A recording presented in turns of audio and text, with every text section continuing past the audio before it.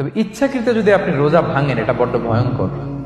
প্রিয় ভাইরা, এটা খেয়াল করে মনে রাখবেন যে ইচ্ছা করে রোজা ভাঙ্গার চেয়ে বড় স্পর্ধা আর হতে পারে না। কারণ এই রোজা রাখাটা কি রমাদানে ফরজ। আপনি যদি ফরজ ইচ্ছা করে ভাঙেন, তাহলে শুধু কাজা করলে হবে না, কাফারা দিতে হবে। কে দিতে হবে? তাহলে আমরা জানছি কাজা, আমরা জেনেছি ফিদিয়া, এবার নতুন একটা টার্ম শুনলাম, এটা কি? কাফারা।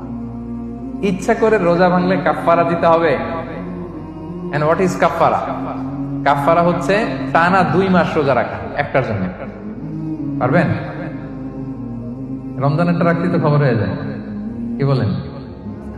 ইচ্ছা করে যদি কেউ রোজা ভাঙে, তার কাজা কাফারা দুইটাই লাগবে।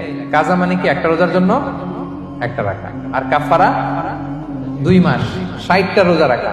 60 খবর আছে। কিন্তু আপনি ইচ্ছা করে যদি রোজা ভাঙেন, এটার জন্য কাজা করলেন, একটা 60টা রাখলেন, মোট 61টা রাখার পরেও রমাদানের যে রোজা, এটার ফজিলত কি আপনি পাবেন? এটা আপনি পাবেন না। এটা বড্ড ভয়ঙ্কর। আমরা যেন ইচ্ছা করে কেউ রোজা না ভাঙি। এই ইচ্ছা করে যদি কেউ রোজা ভাঙে, অথবা ইচ্ছা করে দিনের বেলায় যদি কেউ ফিজিক্যাল ইন্টারকোর্স করে, তখন তার কাজাও করা লাগবে, কাফারাও করা লাগবে।